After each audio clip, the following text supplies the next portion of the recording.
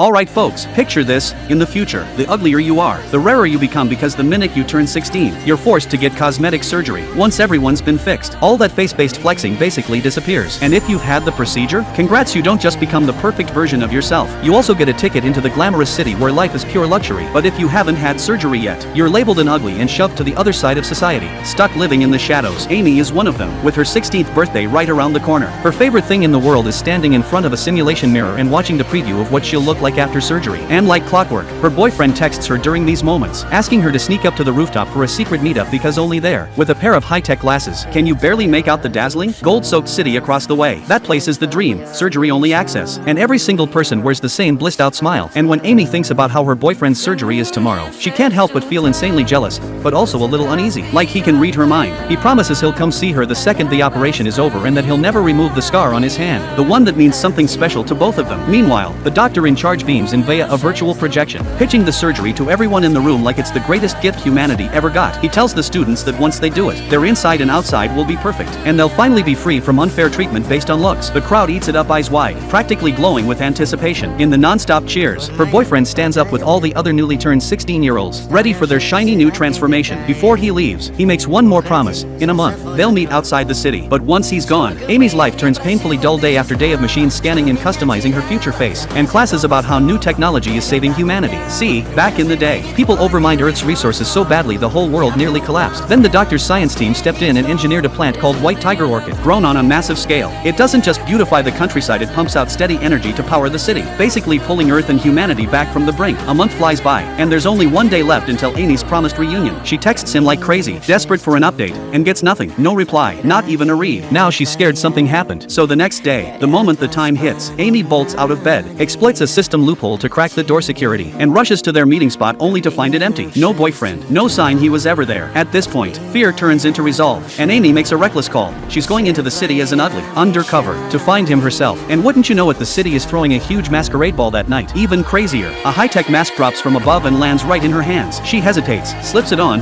and boom, instant magic. In the blink of an eye, Amy transforms into a stunning woman in a pink gown, and the messy, bleak world around her flips into the city's vibrant, candy-colored glow. With that disguise, she walks straight in like she belongs. Inside, it's exactly like a fairy tale, people dressed to the nines, living like nothing can touch them. But Amy doesn't forget why she's there. She grabs a passerby, asks where her boyfriend is, gets a location, and takes off. When she finally reaches him, the guy she's been thinking about non-stop, she sees his confused stare, pulls off the mask, and shows him her real face. And instead of relief, he panics. No happiness, no warmth, just cold, unfamiliar distance. Faced with William's sudden change of heart, she tries desperately to salvage their years together. But right then, without the mask, the detection system flags her and security is dispatched immediately.